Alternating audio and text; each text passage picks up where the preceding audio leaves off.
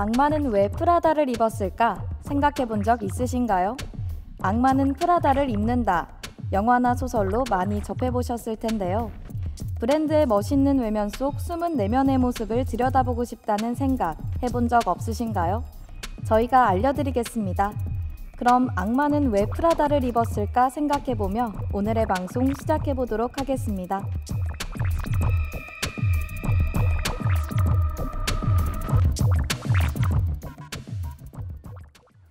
안녕하세요 여러분. 브랜드 속의 숨은 이야기를 들려주는 방송 악마는 왜 프라다를 입었을까 시즌2입니다.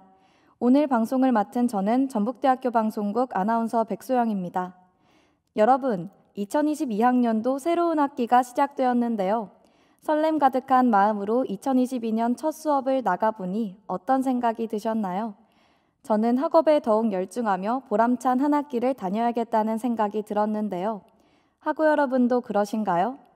전대인들의 2022학년도 새 학기를 응원해보며 UBS 오늘의 방송 시작해보도록 하겠습니다. 여러분은 악마가 왜 프라다를 입었는지 생각해본 적 있으신가요?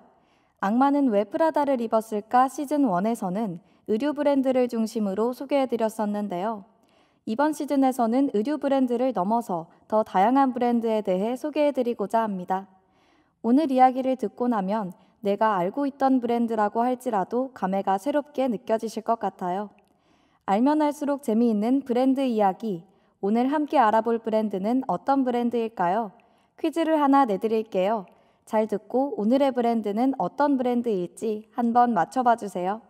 그 전에 노래 한 곡 듣고 올까요? 빅뱅의 에라 모르겠다. 오늘의 브랜드에 대한 퀴즈입니다. 이 브랜드의 CM송은 사람들에게 꽤 익숙한데요. 이 CM송에 나오는 키워드들을 말씀드리겠습니다. 참깨빵, 패티, 양상추, 치즈, 피클, 양파. 이 키워드를 들으면 여러분은 어떤 브랜드가 생각나시나요? 이 브랜드는 전 세계적으로 약 37,000개의 매장을 세워 세계에서 매장이 가장 많은 프랜차이즈 2위를 기록한 브랜드이기도 한데요. 이 브랜드는 과연 어디일까요? 오늘 함께 알아볼 브랜드 중 먼저 알아볼 브랜드는 이 퀴즈의 답, 그리고 서브웨이인데요. 노래 듣고 와서 퀴즈에 대한 답 알려드리겠습니다. 노래 듣고 올게요. 네, 노래 듣고 왔습니다. 퀴즈의 정답은 바로 맥도날드인데요. 여러분은 맥도날드를 아시나요? 맥도날드의 이야기는 1909년 미국 뉴햄프셔주의 한 농촌 마을에서 한 남자아이가 태어나면서부터 시작됩니다. 이 아이의 이름은 리차드 제임스 맥도날드인데요. 그는 훗날 그의 형인 모리스 제임스 맥도날드와 함께 맥도날드 레스토랑을 설립합니다. 하지만 어릴 적 이들의 가정은 아주 가난했죠. 비참한 상황에 시달리던 어린 맥도날드 형제는 이런 결심을 했다고 합니다. 우리 50살이 되기 전에 백만장자가 되자. 그런 두 형제에게는 영화감독과 제작자가 되는 꿈이 있었습니다. 그래서 두 형제 모두 고등학교를 졸업한 뒤 캘리포니아주 할리우드로 거처를 옮겼죠. 그리고 함께 한 무성영화 스튜디오에 들어가서 세트를 만들고 옮기는 일을 시작했는데요. 이곳의 페이는 주급 $25 정도가 전부였지만 그들은 아낄 수 있는 건 최대한으로 아끼고 아껴서 돈을 모았습니다. 그렇게 1930년 로스앤젤레스 외곽 20마일 지점에다가 그동안 모은 돈과 은행 대출로 750석 규모의 영화관 하나를 차리게 되죠. 그런데 1929년부터 경제 대공황이 미국을 강타했습니다. 이 여파로 영화관의 매출은 계속 바닥을 쳤고요. 그래서 7년 후인 1937년 두 형제는 버티다 못해 결국 영화관을 팔아버리게 됩니다. 이렇게 어려운 시기 가운데에도 유일하게 장사가 잘 되던 가게가 있었습니다. 바로 핫도그 가게인데요. 맥도날드 형제는 주로 노동자들이 많이 사는 지역에서 핫도그 가게를 오픈하기로 결심합니다. 그리고 가게 오픈 계획을 세우면서 또 한 가지 아이디어를 접목하는데요. 당시 자동차 보급률이 늘어가는 분위기에 맞춰 자동차 운전자들이 쉽게 음식을 구매할 수 있도록 하는 것입니다. 그렇게 1940년 맥도날드 형제는 $5,000를 대출받아서 맥도날드 드라이브인 레스토랑을 오픈하게 됩니다. 그리고 곧 흥행에 성공하면서 두 형제는 1년 새 $40,000씩의 매출을 기록하게 되죠. 성공적으로 레스토랑을 운영하고 있던 맥도날드 형제는 몇 가지 특이점을 발견했습니다. 당시 드라이브인 식당들은 운전자가 차량 안에서 기다리고 있으면 롤러스케이트를 탄 종업원들이 와서 주문을 받고 음식까지 가져다 주는 시기였는데요. 맥도날드 드라이브인 레스토랑의 종업원들은 대부분 젊은 여성들이었는데 이들과 대화하면서 놀고 싶었던 고객들은 차를 몰고 와서는 죽치고 있기 시작했습니다. 그 때문에 주차할 곳이 없어서 불평하는 고객들이 많이 생겨났을 뿐더러 한번 주문을 받으러 간 젊은 여성 종업원들도 한참 동안 돌아오지 않는 일이 많아졌습니다. 그래서 맥도날드 형제는 이런 요소들을 고려해서 식당을 대대적으로 개편하기로 결정했죠. 오늘의 브랜드 맥도날드에 대해 노래 한 곡 듣고 마저 알아볼게요. 맥도날드 형제는 가족들이 함께 와서 식사를 할 수 있는 장소를 만들고자 했고 고객들이 죽치고 있는 상황도 없애기 위해 손님이 직접 음식을 받아가는 방식으로 바꿨습니다. 그리고 적어도 손님들의 기다리는 시간만큼은 줄일 수 있도록 주문 후 순식간에 음식을 제공한 방법을 고민했는데요. 발명가적인 성향이 있었던 리차드 맥도날드는 자동차의 조립 라인과 같이 효율적으로 햄버거를 빠르게 조립할 수 있도록 직접 부엌 구조를 설계했습니다. 아주 커다란 그릴을 설치하여 한 사람이 여러 개의 햄버거를 동시에 조리할 수 있도록 했고 동일한 소스를 드레싱할 수 있는 장비를 사용하여 모든 햄버거의 일정한 맛을 유지하도록 했습니다. 그렇게 탄생한 것이 바로 스피디 서비스 시스템입니다. 이전에는 주문한 뒤 20분을 기다려야 음식이 나왔지만 스피디 서비스 시스템은 주문한 지 단 30초 만에 음식이 나오는 말 그대로 혁명적인 방식이었는데요. 처음에는 물론 차에서 내려야 한다는 불편함 때문에 많은 손님이 불평했지만 시간이 흐르자 엄청난 속도로 제공되는 값싼 햄버거가 입소문을 타면서 맥도날드 형제의 레스토랑은 호성을 이루게 됩니다. 맥도날드 형제는 스피디 서비스 시스템이 프랜차이즈에 잘 어울린다고 생각했고 그렇게 1953년 애리조나주 피닉스에 맥도날드 두 번째 매장이, 캘리포니아주 다우니에 또 다른 매장이, 이렇게 점차 다수의 프랜차이즈 매장이 생겨났습니다. 그렇게 1958년까지 34개의 매장을 세우더니 1959년에만 78개의 매장을 세우며 맥도날드는 급격히 성장하게 되죠.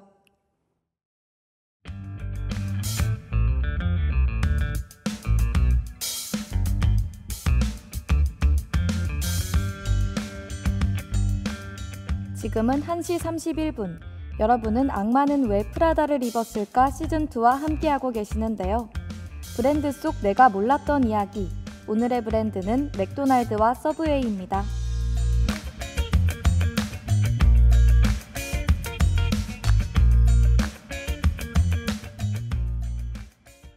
오늘의 두 번째 브랜드는 바로 서브웨이입니다. 서브웨이는 전 세계에서 가장 많은 매장을 가지고 있다고 하는데요. 미국에만 25,600개 이상의 매장이 있으며 전 세계 111개국에는 약 45,000개의 매장이 운영되고 있습니다. 지하철을 의미하는 서브웨이는 사실 잠수함을 의미한다고 하는데요. 그럼 서브웨이에 대해 자세히 알아볼까요? 서브웨이의 이야기는 1947년 10월 뉴욕 브루클린에서 프레드릭 아드리안 드루카라는 아이가 태어나면서 시작됩니다. 그는 훗날 전 세계에서 가장 많은 프랜차이즈인 서브웨이의 공동 설립자 중 한 명이죠. 어린 시절 프레드의 가정은 아주 가난했습니다. 그의 부모는 브루클린 공공주택에 살면서 하나에 2센트 하는 빈병을 모아 약간의 돈을 버는 게 전부였는데요. 가난했던 가정 형편 탓에 프레드는 어려서부터 아르바이트를 해야 했는데 암스테르담으로 이사한 후 운 좋게도 400명 이상 구독하고 있는 신문 배달 일을 구해서 약간의 수입을 얻을 수 있었습니다. 한편 프레드네 가족은 그곳에서 한 가족을 만나 친해지게 되는데요. 바로 또 다른 서브웨이 공동 설립자 중 한 명인 피터 벅네 가족이었습니다. 피터 벅은 프레드보다 10살이 많았는데요. 비록 나이 차이는 제법 있었지만 그들은 친한 친구 사이가 되었죠. 그러다 1964년 프레드네 가족이 다른 지역으로 이사를 가고 몇 달이 지난 어느 날 프레드네 가족은 피터 벅네 가족의 새 집에 초대받게 됩니다. 이때 피터는 프레드에게 샌드위치 장사를 한번 해보라고 권했는데요. 피터가 어릴 적 먹던 전통 이탈리아 샌드위치에서 아이디어를 얻은 것이었죠.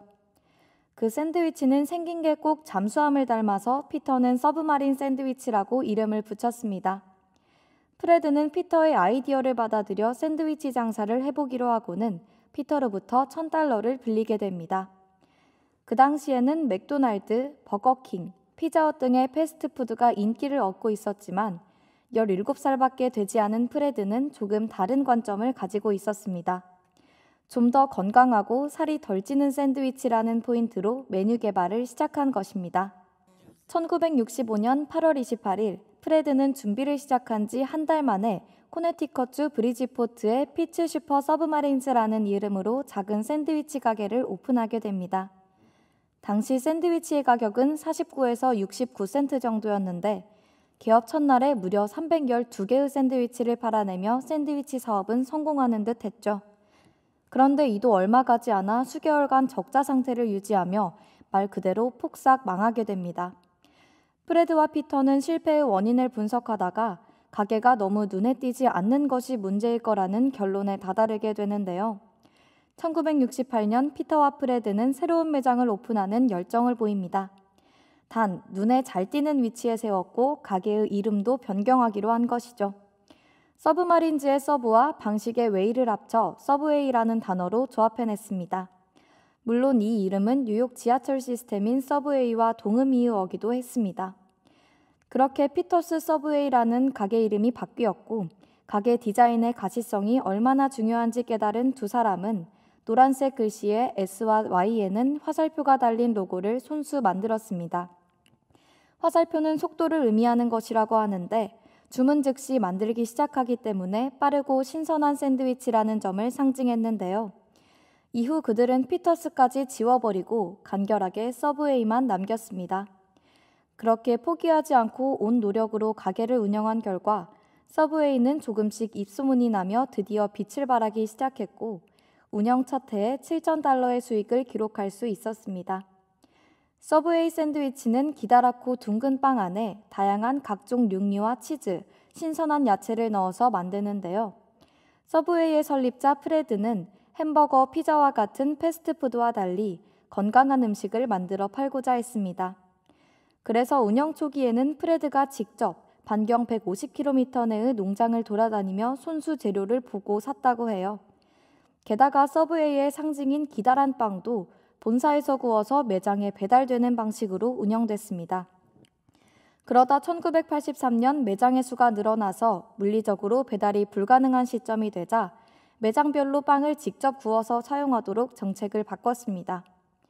서브웨이에 가면 언제나 갓 구운 빵으로 샌드위치를 먹을 수 있다라는 이미지가 되길 원했던 프레드의 바람 때문이었죠.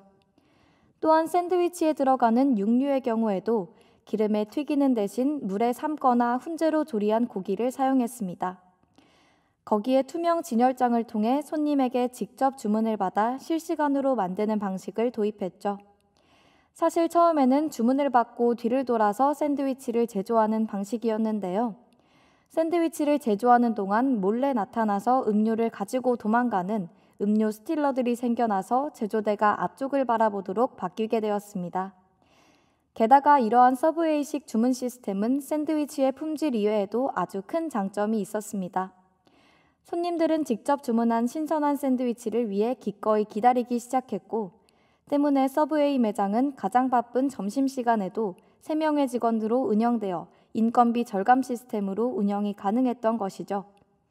서브웨이 샌드위치 중 가장 많이 팔린 베스트 메뉴는 바로 페퍼로니, 사라미, 햄이 들어간 BMT라고 불리는 샌드위치라고 하는데요. 왜 이름이 BMT인 걸까요? BMT는 사실 서브웨이라는 가게 이름과 관련되어 있는데 1923년부터 1940년까지 다녔던 뉴욕의 지하철 브루클린 맨해튼 트랜시대 야차로 BMT라고 이름 지었다고 합니다. 그러다 BMT가 베스트셀러가 되면서 비기스트, 미티스트, 웨이테이티스트라는 새로운 의미를 부여하여 마케팅했다고 하네요. 노래 하나 듣고 올게요. 스윙스의 악역.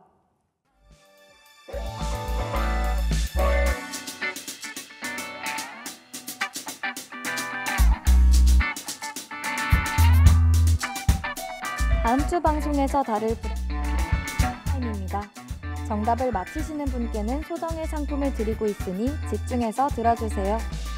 미국에서 가장 유명한 초콜릿은 무엇일까요? 이 브랜드야말로 미국 초콜릿의 왕이라고 할 수 있는데요. 화려한 맛은 없지만 소박한 단맛에 약간의 신맛이 돋보이는 초콜릿이라고 볼 수 있습니다. 특별한 기교 없이 오리지널로 취급받는 이 초콜릿은 무려 110년이 넘는 역사를 가진 세계적인 초콜릿 브랜드라고 합니다.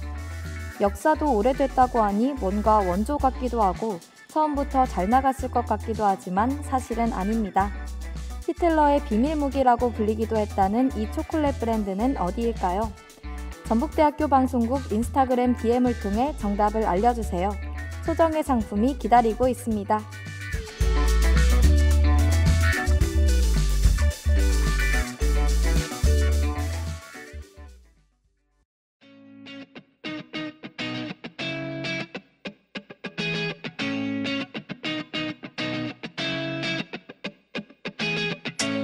내가 몰랐던 맥도날드와 서브웨이의 이야기는 어떠셨나요? 조금은 새롭게 느껴지셨나요? 다음 주에도 색다르고 재미있는 브랜드 이야기 들고 올게요. 그때에도 함께 해주실 거죠? 화요일 점심 1시 10분 브랜드 속 내가 몰랐던 이야기 악마는 왜 프라다를 입었을까 시즌2였습니다. 그럼 마지막으로 회전문마 듣고 마무리해볼게요. 지금까지 제작 연출의 김예진, 기술의 김현주, 모니터의 황서연, 진행의 저는 백소영이었습니다. 감사합니다.